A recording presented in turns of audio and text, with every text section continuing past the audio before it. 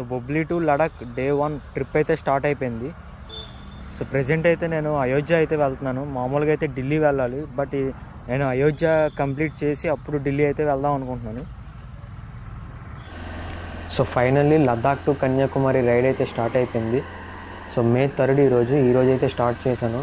Time 8 అవుతుంది. Morning 8కే ఎండ చాలా గట్టిగా ఉంది. అప్పుడే ఆల్మోస్ట్ 38 degrees దగ్గర ఉంది. నేను ఇప్పుడు కవర్ చేయబోయే ప్లేసెస్ చెప్తా చూడండి. వారణాసి, అయోధ్య, లక్నో, ఆగ్రా, ఢిల్లీ, హరిద్వార్, రిషికేష్, కేదార్నాథ్, హరిద్వార్, డెహ్రాడూన్, షిమ్లా, మనాలి, లదాఖ్. సో లదాఖ్ రీచ్ అవ్వడానికి ముందు నేను ఇన్ని ప్లేసెస్ అయితే కవర్ చేయాలి. సో ఈ ట్రిప్లో నేను ఫస్ట్ విజిట్ చేయబోయే ప్లేస్ వారణాసి. సో బొబ్బిలి నుంచి వారణాసి 1100 కిలోమీటర్లు. సో వారణాసి నుంచి అయోధ్య 220 కిలోమీటర్లు. సో వారణాసి రీచ్ అవ్వడానికి నాకు ఆల్మోస్ట్ 2 days పడుతుంది. సో అందుకని ఎలాగైనా ఈరోజు రాయ్పూర్ అయితే రీచ్ అయిపోవాలి. సో బొబ్బిలి నుంచి రాయ్పూర్ 5-10 kilometers పడుతుంది. సో చూడాలి మరి చీకటి పడేలోపు 5-10 kilometers రైడ్ చేయగలనో లేదో. కరెక్ట్గా చెప్పాలంటే ఈ రూట్ నుంచి అయితే వెళ్ళకూడదు. బొబ్బిలి నుంచి విశాఖపట్నం నుంచి Hyderabad to Nagpur to Sagar, Jhansi, Agra, Delhi. So ఒరిజినల్గా ఢిల్లీ రీచ్ అవ్వాలంటే ఇది మెయిన్ రూటు. సో దగ్గర మనకి 2350 kilometers అయితే పడుతుంది. కానీ నేను మెయిన్ ఎందుకు ఈ రూట్ వేయించుకున్నానంటే వారణాసి, అయోధ్య కవర్ చేయొచ్చని. అయితే మెయిన్ ఈ రూట్లో పెద్ద ప్రాబ్లం ఏంటంటే, సో బొబ్బిలి నుంచి సాలూరు 20 kilometers. సాలూరు దాటిన దగ్గర నుంచి కొరాపూట్ రీచ్ అయినంత వరకు ఆల్మోస్ట్ ఇంకా మొత్తం ఘాటీ రోడ్లో ఉంటాయి. అప్పుడే నాకు అడ్వెంచర్ స్టార్ట్ అయిపోయింది. సో మొత్తం ఇంకా ఘాట్ రోడ్లపై నుంచే డ్రైవింగ్ అయితే చేయాలి ఈరోజంతా. సో ఆల్రెడీ పెట్రోల్ 12 liters అయితే ఉంది. సో మా ఫాదర్ అయితే 12 liters పెట్రోల్ అయితే కొట్టించారు. 12 liters అంటే 600 kilometers ఈజీగా వస్తుంది. సో 60లో 70లో వెళ్ళినా సరే ఈ బైక్ 50 అయితే మైలేజ్ పక్కా ఇస్తుంది. రాయ్పూర్ ఇంకా 474 kilometers ఉంది. ఇది NH26 అంట. ఇది అసలు నేషనల్ హైవే అంటారా దీన్ని? అంత దారుణం అంటే అంత దారుణంగా ఉంది రోడ్డు. సో నేనేం చేస్తానంటే 2 liters అయితే రిజర్వ్లో ఉంచుకుంటాను. సో 10 liters అయితే పెట్రోల్ కొట్టిస్తాను. 10 liters అంటే 500 kilometers ఈజీగా వస్తుంది. వెదర్ సడన్గా చేంజ్ అయిపోయింది, వర్షం పడేలా ఉంది. ఇక్కడి నుంచి వ్యూ ఇంకా బాగుంది. లదాఖ్ ఎన్ని డేస్లో రీచ్ అవుతానో ప్రజెంట్ అయితే నాకు అస్సలు ఐడియా లేదు. బట్ ట్రిప్ మొత్తం 40 daysలో కవర్ చేద్దామని అయితే అనుకుంటున్నాను. బట్ ఎలాగైనా 40 daysలో మ్యాక్సిమం కంప్లీట్ అయితే చేస్తానని నమ్మకం అయితే ఉంది. ఈ ట్రిప్కి బడ్జెట్ మొత్తం ఎంత అవుతుంది, ఎంత పడుతుంది అనేది మీకు తర్వాత వీడియోస్లో అయితే చెప్తాను. స్పిటి వ్యాలీ కూడా వెళ్ళే ప్లాన్ నాకు ముందు నుంచి ఉండేది. బట్ ప్రజెంట్ స్పిటి వ్యాలీ అయితే క్లోజ్ చేసేసారు. సో మనాలి టు కాజా వెళ్ళే రూట్ అయితే ఫుల్ క్లోజ్లో ఉంది. సో అందుకు ప్రజెంట్ అయితే స్పిటి వ్యాలీ వెళ్ళట్లేదు. ఇప్పుడే సుంకి చెక్ పోస్ట్ కూడా దాటిసాను. సో ఎలక్షన్స్ ఇంకా 2 weeksలోనే ఉన్నాయి కాబట్టి కార్స్ అయితే బాగా చెక్ చేస్తున్నారు. సో ఇంకా ఎప్పుడు అసలు ఘాట్ రోడ్స్ స్టార్ట్ అవుతాయి. సో ఇక్కడ సుంకి నుంచి డిమోలి మౌంటైన్ అయితే జస్ట్ 53 kilometers. సో ఇక్కడ చూస్తే కొన్ని దగ్గర ఎండ ఉంది, కొన్ని దగ్గర ఎండే లేదు అసలు. సో చాలా డిఫరెంట్గా ఉంది వెదర్ ఇక్కడ.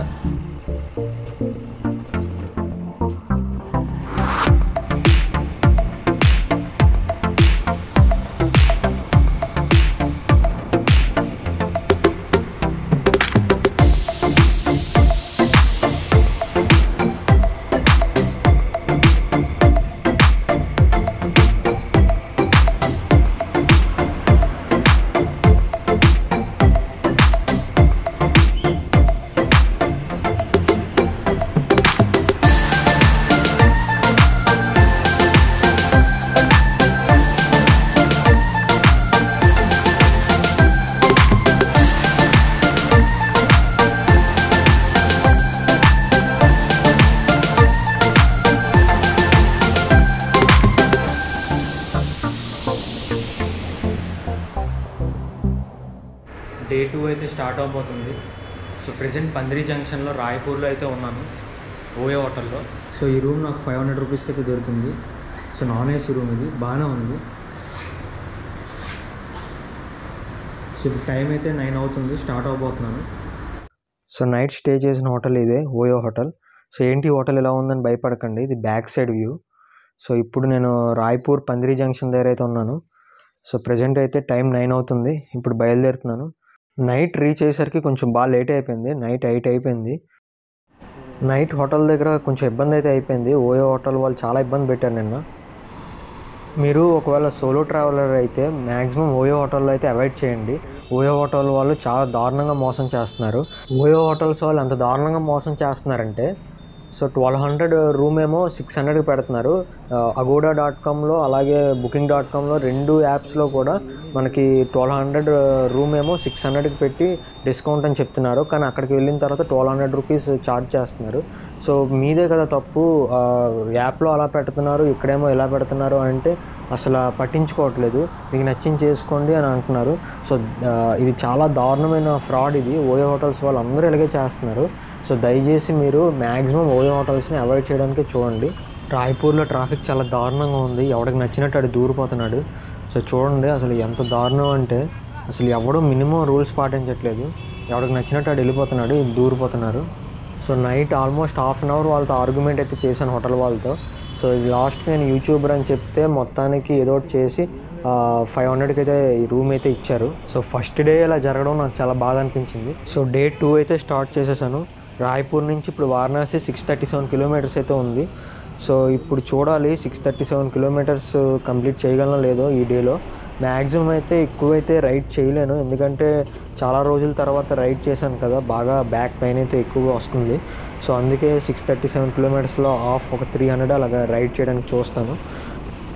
ఎర్లీ మార్నింగ్ 6కే లేసాను, కానీ ఏమైందో తెలీదు, అలా టైం వేస్ట్ అయిపోయింది. మార్నింగ్ 9 అయిపోయింది. సో ఇప్పుడు చూడాలి 637 కిలోమీటర్స్ కవర్ చేయగలనో లేదో. టైం 10:30 అవుతుంది. ఆల్మోస్ట్ 40 డిగ్రీస్ ఎండ అయితే ఉంది. చాలా దారుణంగా ఉంది ఎండ అయితే. డే 2లో first toll plaza. So petrol empty చూపిస్తుంది. ఇప్పుడు 10 లీటర్స్ పెట్రోల్ కొట్టించాలి మళ్ళీ. నిన్న బొబ్బిలి నుంచి రాయ్పూర్ 5-10 కిలోమీటర్స్ రీచ్ అవ్వడానికి నాకు ఆల్మోస్ట్ 12 అవర్స్ పట్టింది. మార్నింగ్ 8కి స్టార్ట్ అయితే నైట్ 8కి రీచ్ అయ్యాను రాయ్పూర్. 100 rupees litre. ఇక్కడ పెట్రోల్ 100 రూపీస్. నేను 10 లీటర్స్ కొట్టించాను. ఈజీగా నాకు 500 కిలోమీటర్స్ అయితే వస్తుంది. ఇది ఏమవుతుందంటే స్పీడ్గా వెళ్తుంటే అలా రైట్కి అయితే పడిపోతుంది. సో ఇప్పుడు ఎలాగైనా సెట్ చేయాలి దీన్ని.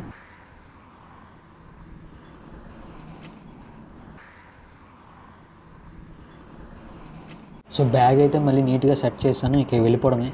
సో ఎక్స్ట్రా సీట్ క్వశ్చన్ ఉండడం వల్ల నాకు చాలా మంచిదే అయింది, లేదంటే ఈ ఎండకి సీట్ మండిపోదును. మీరు ఇక్కడ చూస్తున్నారు కదా, వాటర్ బాటిల్స్ ఎండలో పెట్టేశారు. ఇలా పెట్టద్దు అని చెప్పేసి వాళ్ళకి షాప్లో వాళ్ళకి ఎంతోసేపు వాళ్ళకి అర్థమయ్యేలా చెప్పాను హిందీలో.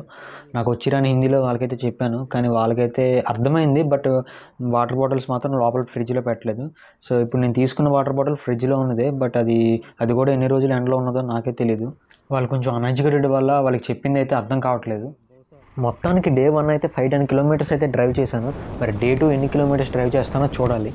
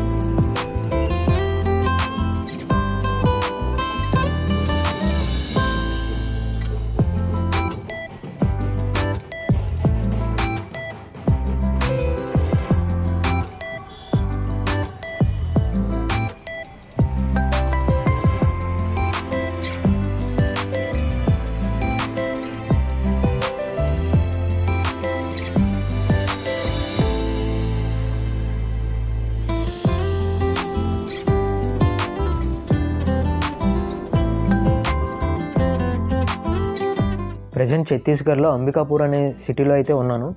ఆన్మోల్ అనే ఒక హోటల్లో నైట్ రూమ్ బుక్ చేసుకున్నాను booking.comలో. సో ఈ రూమ్ 550 రూపీస్ అయితే పడింది నాకు. సో రూమ్ అయితే చాలా బాగుంది, చాలా నీట్గా ఉంది. ఈ అంబికాపూర్ అనేది ఛత్తీస్గఢ్లో ఒక సిటీ, అలాగే సుర్గుజా డిస్ట్రిక్ట్కి హెడ్ క్వార్టర్స్ కూడా. టైం 7 అవుతుంది. అంబికాపూర్ నుంచి వారణాసి 300 కిలోమీటర్స్, అలాగే వారణాసి నుంచి అయోధ్య 220 కిలోమీటర్స్. సో టోటల్గా ఈరోజు 550 కిలోమీటర్స్ అయితే నేను ఈరోజు కవర్ చేయాలి. సో నైట్ స్టే చేసిన హోటల్ ఇదే, హోటల్ ఆన్మోల్. సో చాలా బాగుంది హోటల్ అయితే. 550 రూపీస్కి చాలా నీట్గా ఉంది రూమ్ అయితే. అంబికాపూర్లో ఉంది. సో ప్రెజెంట్ టైం అయితే 7 అవుతుంది. ఉదయం వల్ల చాలా రోడ్లు అయితే ఫుల్ ఖాళీగా ఉన్నాయి. సో ఎస్టర్డే ఏమైందంటే చాలా ఇబ్బంది అయిపోయింది. ఈవినింగ్ 5 అయ్యేసరికి నాకు నిన్న మొత్తం బ్యాక్ పెయిన్ అయితే వచ్చేసింది.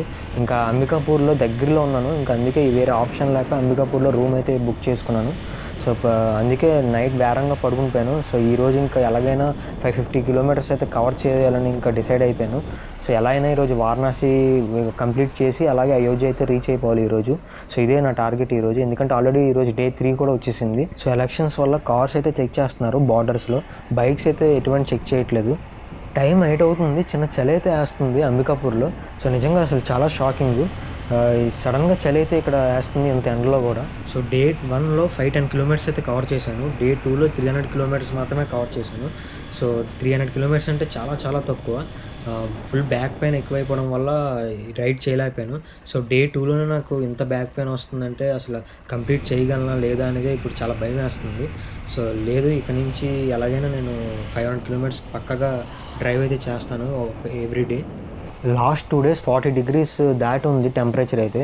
సో అదే మెయిన్ కారణం ఎక్కువ కిలోమీటర్స్ డ్రైవ్ చేయలేకపోవడానికి. సో అందుకే ఇంకా బ్రేక్స్ అయితే అక్కడ ఇవ్వట్లేదు. సో ఇంకా డైరెక్ట్గా కొట్టేస్తున్నాను.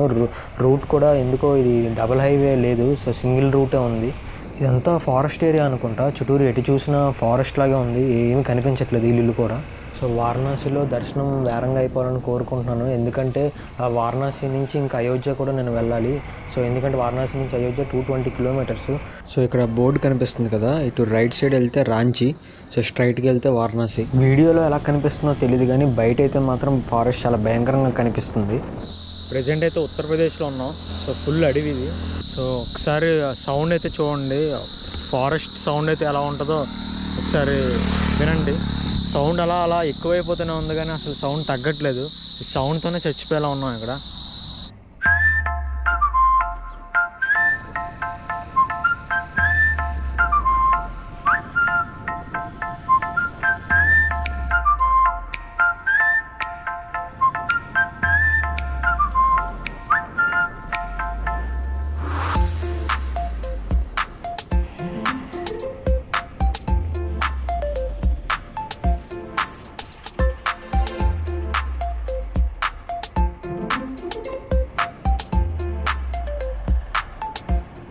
हाँ 960 हाँ वही 960। हाँ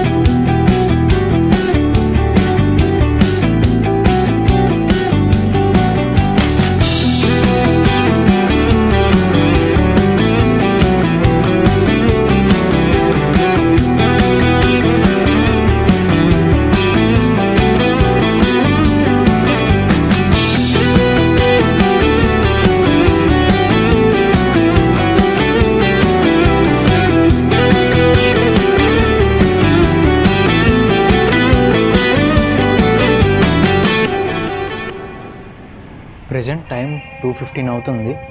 ఈ గూగుల్ మ్యాప్స్ నమ్ముకుంటే చాలా కష్టం, కార్ మోడ్ సెలెక్ట్ చేసినా సరే ఏవేవో సందులు తిప్పుతుంది. ఫైనల్లీ వారణాసి అయితే రీచ్ అయిపోయాను. 3 days పట్టింది వారణాసి రీచ్ అవ్వడానికి. సో స్ట్రైట్గా వెళ్తే టెంపుల్ అయితే వస్తుంది. సో ఇక్కడ మీకు రైట్ సైడ్లో కనిపిస్తుంది కదా, సో ఇదే మెయిన్ టెంపుల్, ఇది వారణాసి విశ్వనాథ్ టెంపుల్. ఇది టైం తక్కువ ఉంది కాబట్టి ముందు దర్శనం అయితే చేసేసుకుంటాను. సో దర్శనం కంప్లీట్ అయిన తర్వాత అప్పుడు ఘాట్ దగ్గరికి అయితే వెళ్తాను. ఇప్పుడు బైక్ అయితే ఎక్కడో దగ్గర పార్క్ చేయాలి. సో మంచి ప్లేస్ అయితే దీనికి సెట్ చేయాలి. సో ఇప్పుడే దర్శనం అయితే కంప్లీట్ అయిపోయింది. సో ఆల్మోస్ట్ 1 hour అయితే పట్టింది దర్శనం కంప్లీట్ చేయడానికి. మొత్తానికి కాశీ విశ్వనాథ్ టెంపుల్ అయితే సక్సెస్ఫుల్గా కంప్లీట్ అయిపోయింది. సో ప్రెజెంట్ అయితే రివర్ చూడడానికి అయితే వెళ్తున్నాను.